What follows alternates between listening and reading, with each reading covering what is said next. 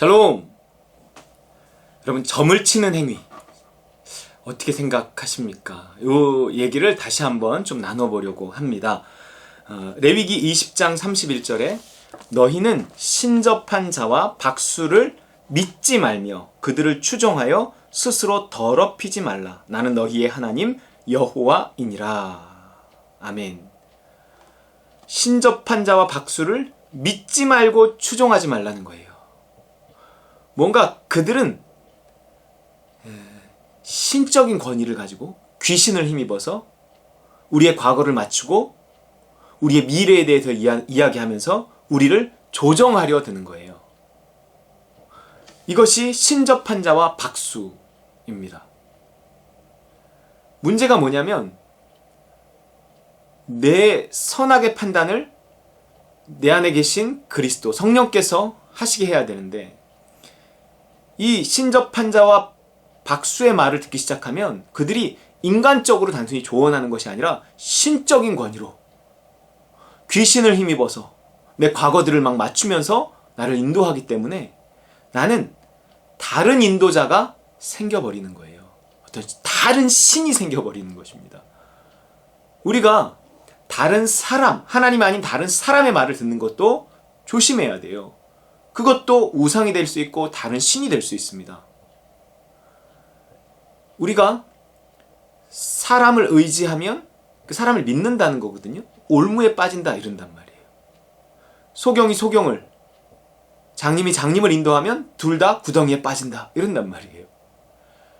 우리가 사람의 말을 무시하라는 것은 아니지만 우리가 기본적으로 우리의 선악의 판단을 묻고 의지하고 인도함을 받을 분은 오직 목자 대신 우리 하나님, 여호와는 나의 목자시니, 그거밖에 없다는 것입니다. 선악의 판단을 내 스스로 하는 것도 아니고, 물론 내가 해야죠. 성령을 힘입어서 내가 해야 돼요, 선악의 판단을. 하지만 그 선악의 판단을 외부에 두고 다른 사람의 생각 없이 영향력 아래에서 이렇게 무조건 따라간다는 것은 좋은 것이 아닙니다. 아니, 그것은 죄악인 거예요. 그렇기 때문에 우리가 스스로 하나님의 뜻을 분별할 수 있는 그 자리까지 가야 돼요. 그래야 자유함이 있어요. 그러기 전에는 이 사람의 이 말을 들으면 이 말 이런 것 같고, 저런 말 들으면 저런 것 같고, 이렇게 팔랑귀가 돼갖고 이렇게 귀가 얇아서 이렇게 그럴 수밖에 없어요. 거긴 자유함이 없습니다. 그걸 누가 책임집니까? 그 말해준 사람들이 책임지지 않습니다. 결국은 내가 책임져야 되는 거예요.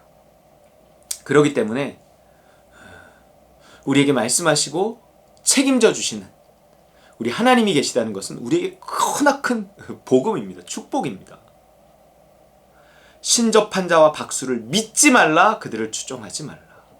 이렇게 믿음이 들어가면 추종하게 된단 말이에요.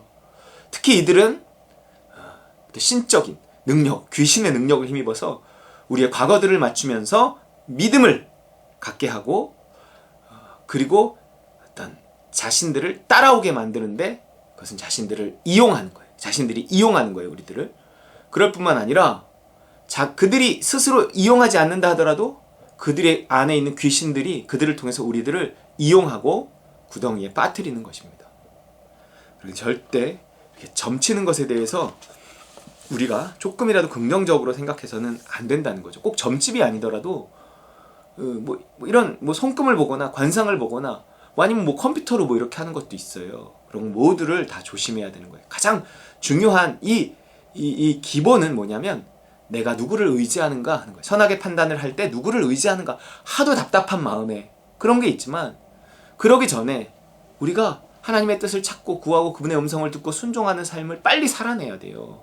그렇지 않으면 나중에 결정적이고 아주 중요한 순간에 내가 하나님의 음성을 들을 수 없으니까, 답답하니까, 내 힘으로 어떻게 할 수 없으니까 이 사람 찾아가고 저 사람 찾아가고 나중에 점까지 치게 되고, 사울처럼 무당을 찾아가고, 이런 사울왕처럼 이런 지경에 이르게 된다는 거죠. 자, 요한계시록 21장 8절에 그러나 두려워하는 자들과 믿지 아니하는 자들과 흉악한 자들과 살인자들과 음행하는 자들과 점술가들과 우상숭배자들과 거짓말하는 모든 자들은 불과 유황으로 타는 못에 던져지리니 이것이 둘째 사망이라. 점술가들, 점치는 자들은 불과 유황으로 타는 못, 지옥에 떨어진다는 겁니다. 요한계시록 22장 15절에도 마찬가지예요. 개들과 점술가들과 음행하는 자들과 살인자들과 우상숭배자들과 및 거짓말을 좋아하며 지어내는 자는 다 성 밖에 있으리라 그랬어요. 점술가, 개들과 점술가들과 점술가가 있습니다.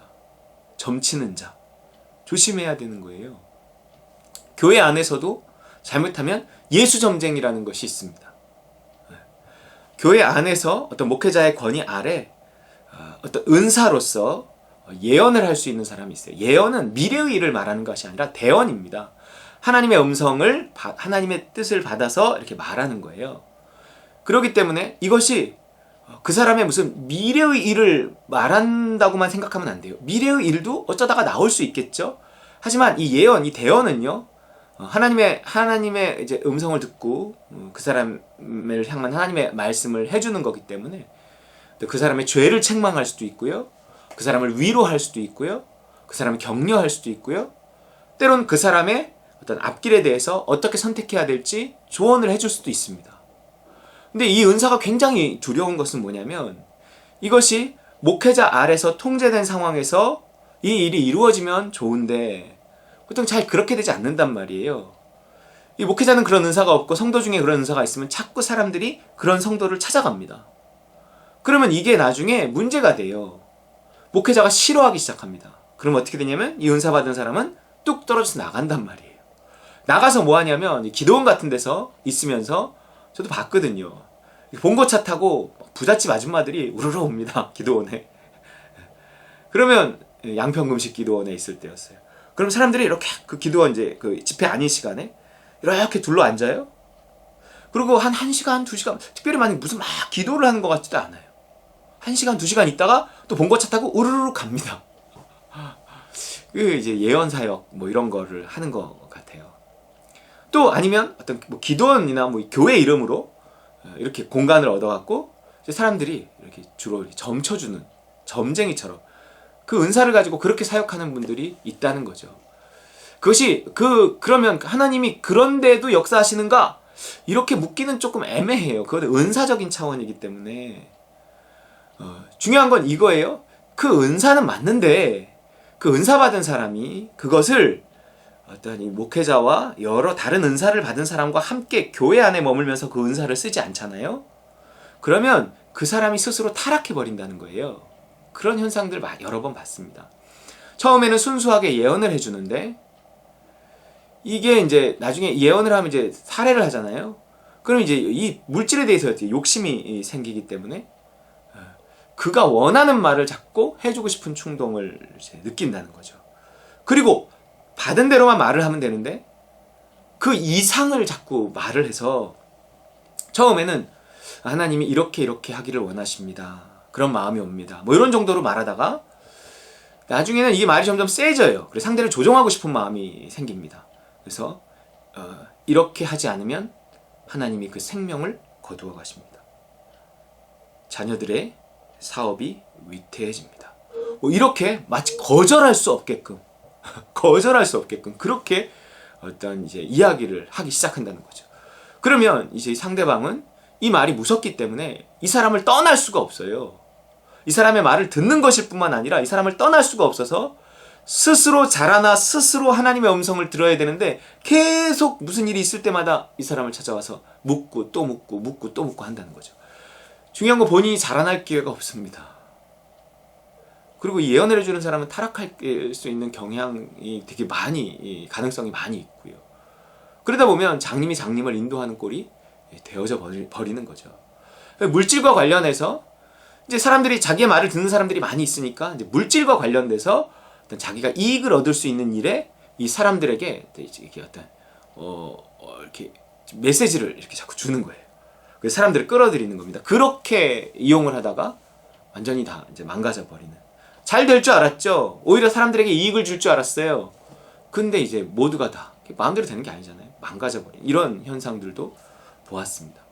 그렇기 때문에 이 점술가라는 것은요, 세상에도 있을 수 있지만 교회 안에도 있을 수 있다. 교회 안에 있는 점술가가 더 위험하다. 이런 생각을 가지고 특별히 어떤 예언의 은사라는 것은 있지만 그것이 있어요. 오늘날에도 있어요. 하나님의 음성을 대언해서 말하는 거. 대언. 그리고 미래의 일도 거기에는 포함될 수 있습니다. 있어요. 그러나 항상 이것은 교회의 어떤 권위 안에서, 다른 은사를 가진 사람 안에서 서로 조율되고 서로 이렇게 조언하고 보충하고 함께 가면서 적절하게 사용이 될 때만이 덕을 이루는, 교회를 세우는 은사가 될 수 있는 것입니다. 이것이 조금만 잘못 나가면 예수 점쟁이가 되어서 지옥에 떨어지는 거예요. 성 밖에 내쳐지는 것입니다.